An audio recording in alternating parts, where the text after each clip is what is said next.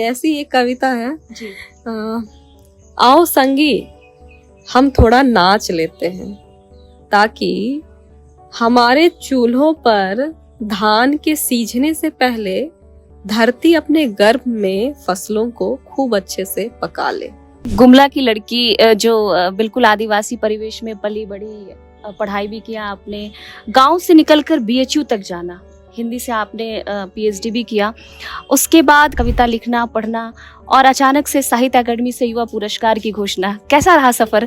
जब मैं आदिवासी परिवेश से निकली तो वहाँ के परिवेश की जो जीवन शैली थी मैंने वो देखा था और वो अनुभव भी किया था। तो धीरे से मैं जब बाहर निकली तो बाहर की दुनिया अलग थी, तो मुझे बड़ा अजीब लगा। अच्छा लगा?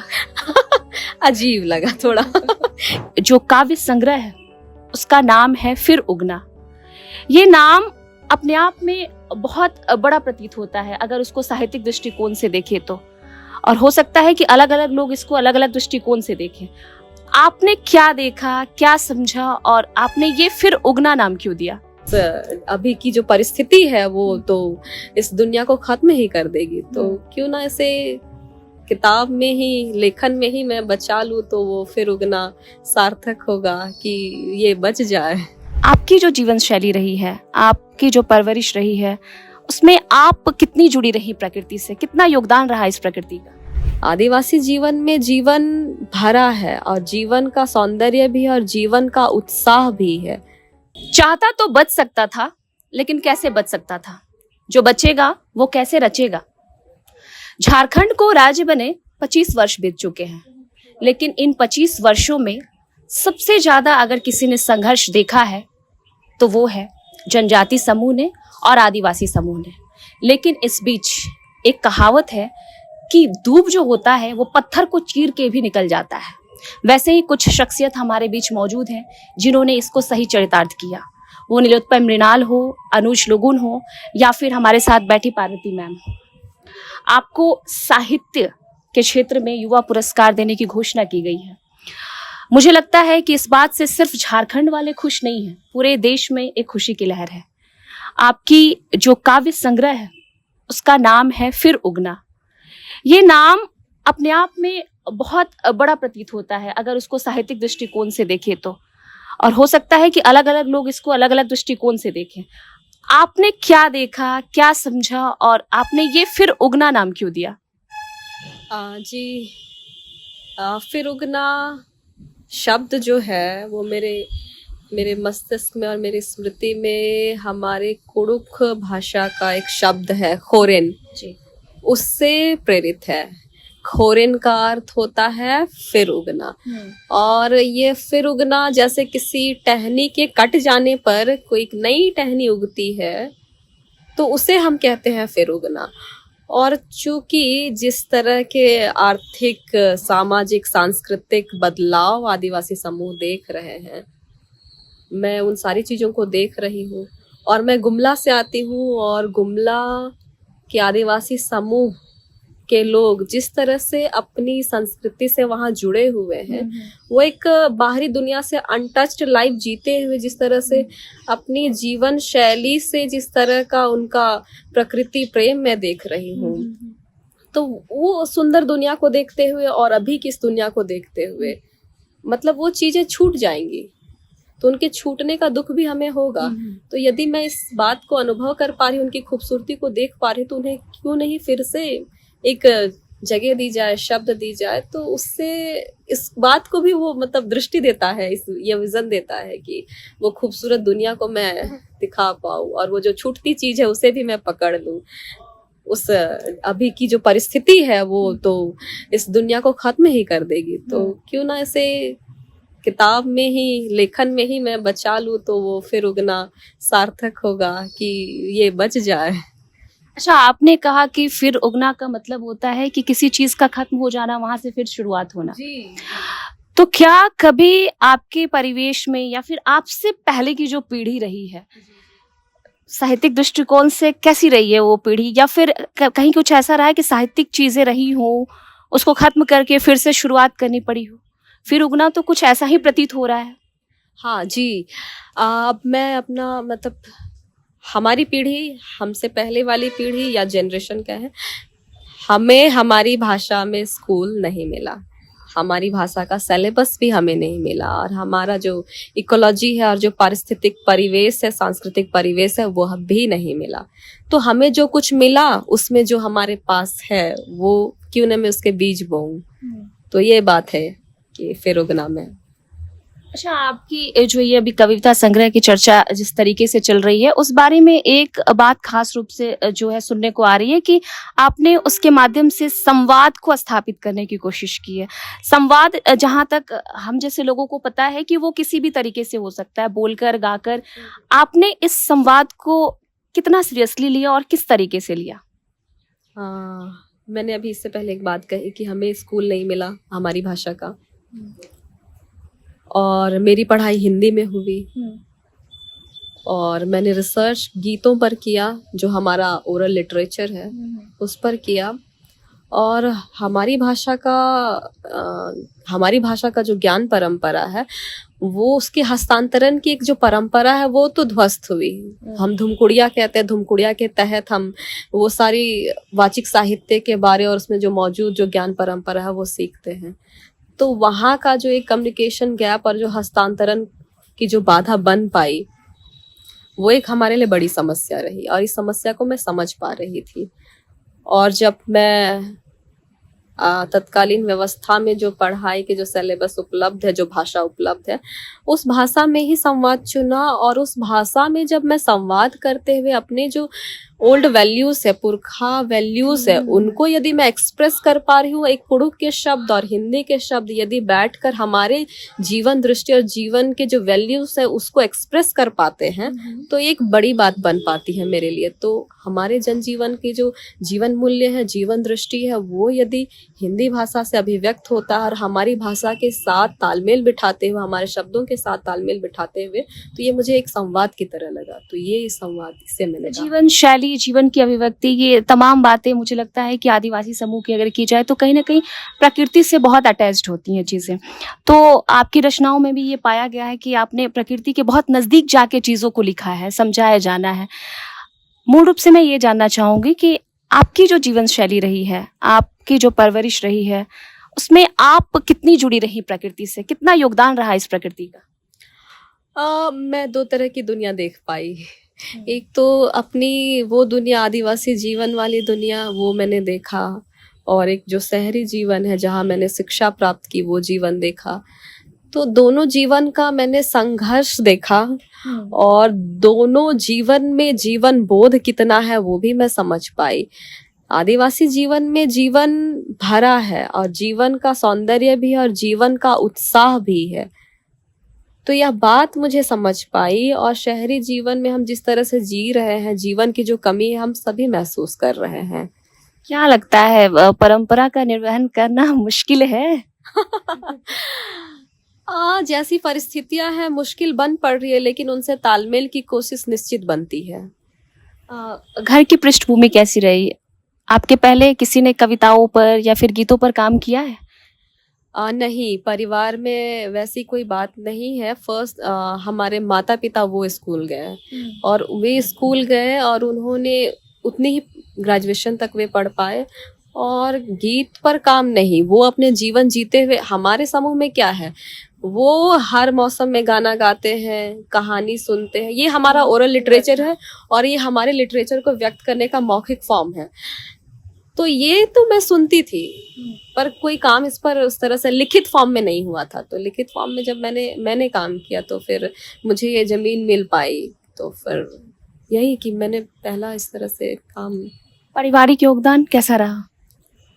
हाँ, बहुत मुद्दे की बात यही होती है कि आप कुछ करना चाहते हैं, किसी फील्ड में आप बहुत बेहतर करना चाहते हैं, आप हर जगह से जंग जीत सकते हैं। वो एक जगह जहां आप हर कुछ हार जाते हैं, वो परिवार होता है। तो ये जानना बेहद जरूरी है। परिवार का, पूरे गांव का, पूरे समूह का मुझे बड़ा सहयोग मिला। जब मैं इस विषय पर भी काम कर रही थी, तो मैंने लगभग 40-45 गांव घूमे, आदिवासी गांव घूमी मैं। और हमारे गांव में मतलब परिवार की जो संरचना होती है, मतलब वो बड़ा होता है। तो जब मेरा गुमला विशेष क्षेत्र रहा काम का, तो वो सारे जितने भी पुरखे हैं वो किसी ना किसी तरह, मेरे नाना है, नानी है, दादा है, दादी है। तो जब मैं इस विषय पर काम कर रही थी तो उनको बड़ी खुशी हुई कि अच्छा, कि कोई ऐसा भी करने वाला है हमारे आसपास। जी जी, क्योंकि उनका जिस तरह से नेक्स्ट पीढ़ी से दुराव हो रहा था कि उनके लिटरेचर पर बात नहीं बन रही थी, उस लिटरेचर पर बात ही नहीं हो रही थी। आने वाली पीढ़ी उनकी चीजों को नहीं समझ पा रही थी। नहीं, बिल्कुल नहीं, नहीं हो पा रहा था, एक गैप बन गया था। लेकिन जब मैं काम कर रही थी तो उनमें एक उम्मीद बनी कि हाँ, हमारे लिटरेचर और हमारे ट्रेडिशन का और हमारे ज्ञान परंपरा का ट्रांसफर होने का एक दूसरा माध्यम भी बन सकता है, ओरल के बरकस, मतलब एक लिखित फॉर्म भी बन सकता है। तो उन्हें बहुत खुशी हुई और उन्होंने कई गीत सुनाए, कई कहानियां सुनाई, और उनका मतलब जिस तरह से सहयोग मिला, प्रेम मिला, वो मतलब बहुत है मेरे लिए। ऐसे में एक गुमला की लड़की जो बिल्कुल आदिवासी परिवेश में पली बड़ी, पढ़ाई भी किया आपने, गांव से निकलकर बीएचयू तक जाना, हिंदी से आपने पीएचडी भी किया, उसके बाद कविताओं का रचना, कविता लिखना, पढ़ना, और अचानक से साहित्य अकादमी से युवा पुरस्कार की घोषणा। कैसा रहा सफर? बहुत इंटरेस्टिंग रहा होगा, या फिर मुझे लगता है कि थोड़ा सा कष्टदायक भी रहा होगा, कई तरह की समस्याओं का भी सामना करना पड़ा होगा। मैं चाहती हूँ कि आप दर्शकों को बताएं ये चीज। हाँ, मतलब जब मैं आदिवासी परिवेश से निकली तो वहाँ के परिवेश की जो जीवन शैली थी मैंने वो देखा था और वो अनुभव भी किया था। तो धीरे से मैं जब बाहर निकली तो बाहर की दुनिया अलग थी, तो मुझे बड़ा अजीब लगा। अच्छा लगा? अजीब लगा थोड़ा कि अच्छा, ऐसी भी दुनिया है। तो मुझे लगा कि अरे, उस दुनिया की जो अच्छी चीजें हैं, वो खासियत है, वो तो मालूम होनी चाहिए। तो इसलिए मैंने लेखन को भी चुना, वरना मैं उस जीवन को जी रही थी, मुझे फर्क नहीं पड़ता, नहीं लिखती। लेकिन मुझे लगा कि नहीं, इसकी जरूरत है, क्योंकि जिस तरह का मनुष्य में फर्क है, एक बीच में जोड़ने वाली चीज तो हमें चाहिए, और वो वैल्यूज चाहिए। और उस वैल्यूज को यदि कोई समूह जीता है तो वो यदि हम सब भी देख पाए तो इससे अच्छी बात क्या हो सकती है। और मुझे मिला भी इस भाषा का ज्ञान, हिंदी में मैं लिख पढ़ पा रही हूँ, तो मैंने सोचा कि हाँ, ये कोशिश होनी चाहिए। अच्छा, आप जिस समुदाय से आती हैं उस समुदाय की भाषा के लिए भी आप काम कर रही हैं, उसके विकास के लिए, उसकी बढ़ोतरी के लिए। आपको क्या लगता है झारखंड जैसे जगह में जहाँ लोकल जो भाषाएं हैं हर तरीके से पिस रही हैं, हर तरीके से शोषण हो रहा है भाषा का, वैसे में ये कौन कौन सी फैक्टर्स है जो भाषा को बाधित कर रही हैं? हाँ, ये बड़ा बढ़िया सवाल लगा मुझे। भारत में ही कई आदिवासी भाषाएं हैं, जी। झारखंड में खुद इतनी आदिवासी भाषाएं हैं। और जब आदिवासी समूह का शिफ्ट इस ओर होता है, इस इंस्टीट्यूशन में, मतलब इस शिक्षा व्यवस्था में, उनका एक अलग शिक्षा व्यवस्था उनकी रही है, जिनको हम धुमकुड़िया गीती, ओड़ा गीती, चाड़ी और गोटुल और भी कई नाम होंगे, उनसे हम जानते हैं। तो उनका इंस्टीट्यूशन उनके जो नॉलेज सिस्टम को किस तरह से ट्रांसफर करता है, वो ओरल फॉर्म में करता है। और हम जब लिखित फॉर्म में आते हैं तो उनके साथ तालमेल नहीं बिठाया गया। उनके जो पुराने नैरेटिव्स थे उनसे उनका एक गैप बनता, और एक नए नैरेटिव्स और नई चीज़ों को जब वो सीखते हैं, वो पुरानी चीज़ें उनसे कट जाती हैं। तो यहाँ पर ये बात बनती है कि यदि आज हम इस बात को समझ पा रहे हैं तो उस भाषा के लिए ये होना चाहिए कि उसके लिए हमें जगह बनानी चाहिए। जो ओरल फॉर्म में है उसको यदि आज हमारे पास लिखित फॉर्म में ये सुविधाएं उपलब्ध है तो उनका हमें डॉक्यूमेंटेशन और उसको एज अ प्रैक्टिस के तौर में अभी की व्यवस्था के साथ तालमेल बिठाना चाहिए। जैसे मैं एक लोहरदगा में एक स्कूल है, मेरले जगह का नाम है, वहाँ पे धुमकुड़िया से, मतलब धुमकुड़िया मतलब हमारी जो पुरानी एजुकेशन सिस्टम है उसके साथ आज के एजुकेशन सिस्टम को ब्लेंड करके एक स्कूल बनाया गया। और उसका पूरा सिलेबस इस तरह से है कि बच्चे जो उनके वाचिक लिटरेचर को भी पढ़ते हैं, हिंदी भी पढ़ते हैं, अंग्रेजी भी पढ़ते हैं, वाद्य यंत्रों की भी शिक्षा लेते हैं, और शनिवार को वो वर्कशॉप भी करते हैं। तो इस तरह की परिकल्पना और इस तरह के मॉडल को हम होल्ड करते हुए कई भाषा की जो है विद्यार्थी है उनके लिए एक बड़ी जगह बना सकता है। उनके नॉलेज सिस्टम के साथ जो उनका जो अधिकार है उन्हें वो मिलना चाहिए। हम उनको दुराव जब इस सिस्टम से हो रहा है, इस नॉलेज सिस्टम से, तो ये बड़ी समस्या है। अच्छा, आप कवित्री बन गई, तो कवित्री आप शुरुआती दौर से रही है, ये इंटरेस्ट मतलब फील्ड ऑफ इंटरेस्ट शुरू से रहा है, या फिर एक होता है कि आपके घर में कुछ ऐसा किसी का कैरेक्टर रहा हो तो आप में वो जीन में आ जाता है, या फिर आप शुरुआती दौर से अलग होते हो, या फिर एक समय पड़ाव पार करने के बाद ये चीजें आती हैं? आपका कौन सा वाला रहा? मेरे परिवार में हमारा जो लिटरेचर है, चाहे वो गीत हो, चाहे वो कथा हो, चाहे वो कहानी हो, से वो लोग बहुत बढ़िया तरीके से जुड़े हुए हैं। धान रोपते हैं तो भी गाना गाते धान हैं। रोपनी के गीत होते हैं। हाँ, तो तो ऐसे हर कुछ रचनाएं हैं जो आपको याद हो? मैं बेशक चाहूंगी कि आप दर्शकों को साझा कीजिए, क्योंकि ये तमाम चीजें बहुत जरूरी है हमारे दर्शकों तक पहुंचना। जी, तो हमारा जो लिटरेचर है वो दरअसल ऐसा है, मतलब जीवन की जो समस्या है उसको वो सवाल की तरह उभारते हैं और उसके जो संभावित उत्तर है अगली पंक्ति में उस तक पहुंचते हैं। तो इस तरह से उन्होंने जीवन के जो मसले हैं, जो उनके आसपास की दुनिया, उसको इस तरह से सुलझाया है। तो ये स्टाइल जीवन को समझने का और उसके उत्तर तक पहुंचने का, ये दृष्टि मुझे उधर से मिली। और वहाँ के जो गीत में जो मौजूद वैल्यूज थे वो भी मुझे मिले। तो ये मुझे मिला, ये एक चीज मुझे मतलब अपने लिटरेचर से मुझे मिला। अच्छा, आपने अभी बताया कि प्रकृति से संबंधित गीत या फिर उनके जो मोरल वैल्यूज है उसको आपने संवाद के रूप में कविताओं में पेश किया है। तो मैं चाहती हूँ कि कुछ थोड़ी बहुत कविता का पार्ट आप साझा करें हमारे साथ। जी, मैंने करम के समय लोगों को नाचते हुए देखा और उससे ठीक पहले भादों में धान को रोपते हुए देखा, रोपा के समय उनको गाते हुए देखा। उसके बाद धान के बढ़ने तक वो गांव-गांव में इस फेस्टिवल को मनाते हैं और इनके पीछे उनका यही वैल्यूज काम करता है कि धान जब तक बढ़ते हैं चलो हम लोग नृत्य कर लेते हैं। तो उसको एक ओकेजन की तरह लोग लेते हैं हर एक घटना को, मुझे लगता है शायद। मतलब धान के बढ़ने पर वो खुश होते हैं। तो मैंने वो देखा तो मुझे बड़ा अच्छा लगा। तो ऐसी ऐसी एक कविता है जी। आओ संगी हम थोड़ा नाच लेते हैं ताकि हमारे चूल्हों पर धान के सीझने से पहले धरती अपने गर्भ में फसलों को खूब अच्छे से पका ले। मैं दोबारा चाहूंगी, एक बार आप दोबारा? इस लाइन को।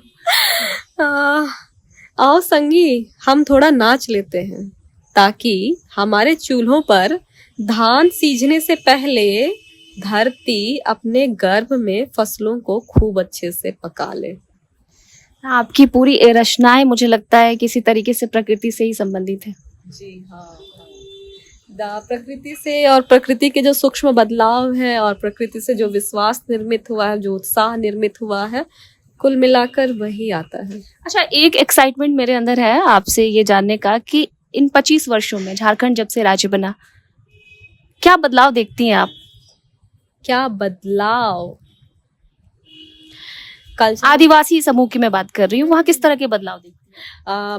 जिस दुनिया से मैं नाता रखती हूँ, कल्चरल डिटोरिएशन तो मैं देख रही हूँ, डिटोरिएशन देखा है आप? हाँ, सांस्कृतिक विस्थापन देख रही हूँ, आर्थिक विस्थापन भी देख रही हूँ और सामाजिक बदलाव जिस तरह से हुआ है, उनकी जीवन शैली में जो बदलाव आया है, उनके जो वैल्यूज है उसका भी मैं डिटोरिएशन देख पा रही हूँ। क्या लगता है कैसे ठीक होगा ये हम जब तक अपने रूट से कनेक्ट नहीं होते हैं और यह जो तात्कालीन व्यवस्था है जब तक एक जगह स्पेस नहीं बनाती आदिवासियों के इन सारी चीजों का एक प्रैक्टिस्ड फॉर्म, जैसे गांव में इन सारी चीजें क्यों बची थी, क्योंकि वहां पर इन सारी चीजों के लिए, उनके लिटरेचर पर बात करने के लिए, उनके डांस फॉर्म पर बात करने के लिए, उनके आर्ट फॉर्म पर बात करने के लिए एक प्लेटफॉर्म था, अखड़ा था, धुमकुड़िया था। तो ये सारी जगह और ये सारे स्पेस तो अभी खत्म हो गए हैं। जंगल था, वो जंगल से बहुत सारा मेडिसिनल नॉलेज लेते थे। तो ये जरूरी है इस व्यवस्था में कि इन सारी चीजों के लिए स्पेस बनाया जाए। फिर गुमला को लेके आप क्या कहेंगे? वहाँ की प्रकृति को आप समझ पाई, वहाँ की चीजों के बारे में आपने लिख डाला, आपने पढ़ डाला, तो कुछ तो वजह रही होगी कि गुमला बच गया, गुमला जैसे जगह पे आपने काम किया। हाँ जी, मुझे इस बात की खुशी होती है कि वहाँ कोई संसाधन नहीं मिले तो वो बच गया और वहाँ के पहाड़ बच गए और जब वहाँ के पहाड़ बचे, वहाँ के खेत बच गए, वहाँ के खेत बच गए तो वहाँ के आदिवासी बच गए और वहाँ के आदिवासी जब बच गए तो वहाँ का लिटरेचर बच गया। जब लिटरेचर बचा तो उसका हस्तांतरण का तरीका भी बच गया। कितनी बड़ी बात है ये। हाँ, इस बात की मुझे खुशी होती है। इसलिए फिर से उगना ये आपने संग्रह का नाम रखा है। चीजें थोड़ी बहुत भी बच जाती हैं तो हाँ, दरअसल ये अगर नहीं बचता तो मैं लिख ही नहीं पाती, मैं जुड़ ही नहीं पाती। मुझे जुड़ने के लिए वो जगह और जमीन मेरे पुरखों ने बचा ली तो मैं लिख पाई। अगर ये भी खत्म हो जाता है तो फिर शायद जुड़ना मुश्किल हो जाएगा। और कुछ ही जगहों पर ऐसा होगा कि जहाँ पर संस्कृति इस तरह से अनटच तरीके से बच जाए तो फिर बच जाएगी संस्कृति। और अभी हमारी जिम्मेदारी यही बनती है कि जो बचा है उसे हम बचा लें और एक रिवाइवल की तरह एक स्पेस बना पाए। अच्छा, थोड़ा सा हटके सवाल है, फिल्म देखती हैं? हाँ, मैं देखती हूँ। किस तरह की फिल्में, मतलब प्राकृतिक फिल्में ही देखती हैं या फिर कुछ अलग भी फिल्में, आजकल की फिल्में पसंद है? दरअसल मैं एनिमे देखती हूँ।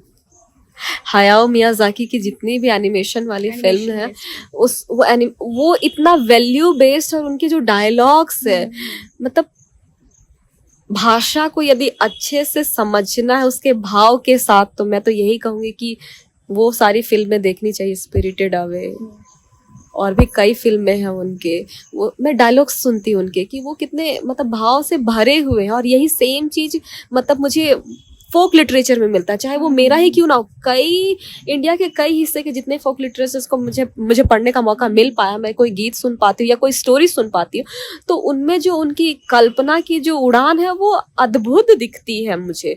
अच्छा, फोक की आपने बात की है तो फोक में रचना बसना करना, उसमें पर्व भी आते हैं जिसको कहा जाता है कि आदिवासी समूह के जो लोग होते हैं बड़ी एकदम दिल से मनाते हैं। आपको कौन सा पर्व पसंद है?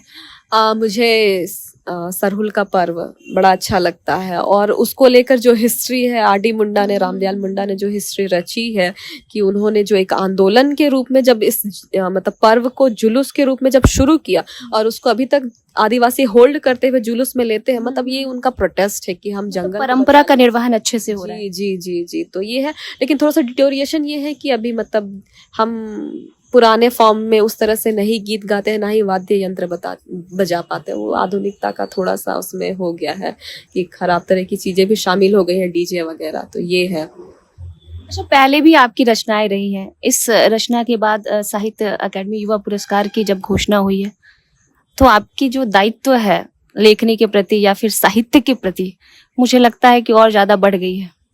तो इसके बाद आपके क्या प्लानिंग से फ्यूचर को लेके, और भी रचनाएं इस तरीके की आनी चाहिए?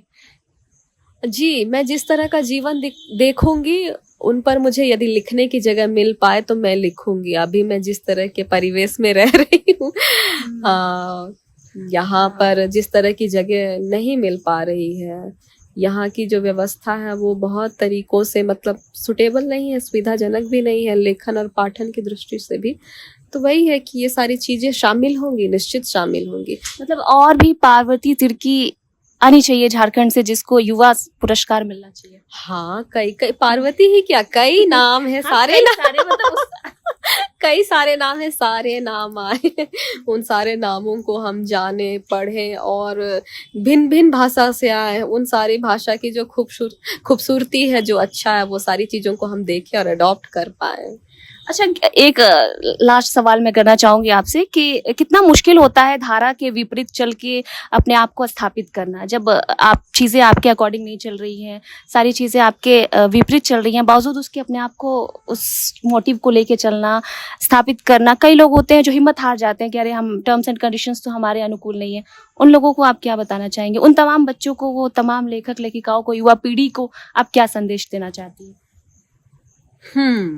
हाँ, तमाम परिस्थितियां विपरीत होने के बावजूद हमें उम्मीद नहीं छोड़नी चाहिए। भले ही हम आदिवासियों को हमारी भाषा के स्कूल नहीं मिले, लेकिन हम जिस भी भाषा में संवाद की शुरुआत करते हैं तो हम अपने लिए वो जगह बना सकते हैं जहाँ पे हमें अपनी शिक्षा व्यवस्था को रिवाइव करने का मौका मिलेगा, क्योंकि उसमें जो मूल्य मौजूद है वो निश्चित ही अडॉप्ट करने लायक है। और यह कई भाषाओं के लोग जब हम संवाद करेंगे इसी भाषा में, उनकी भाषा में नहीं, जो वर्तमान में जो भाषा उपलब्ध है, तो निश्चित उन अच्छी चीजों से अच्छा प्रभाव पड़ेगा।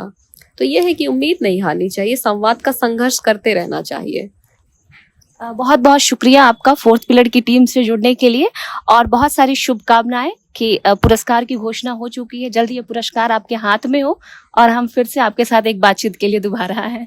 Thank you so much. जी, आपका बहुत शुक्रिया। तो आज के बातचीत में हमारे साथ थी पार्वती तिर्की, जिनके लिए साहित्य अकादमी से युवा पुरस्कार की घोषणा की गई है। आगे की और खास बातचीत में हम बहुत सारे ऐसे कड़ियों को जोड़ेंगे। आप बने रहिए हमारे साथ द फोर्थ पिलर पे। मैं थी आपके साथ सृष्टि।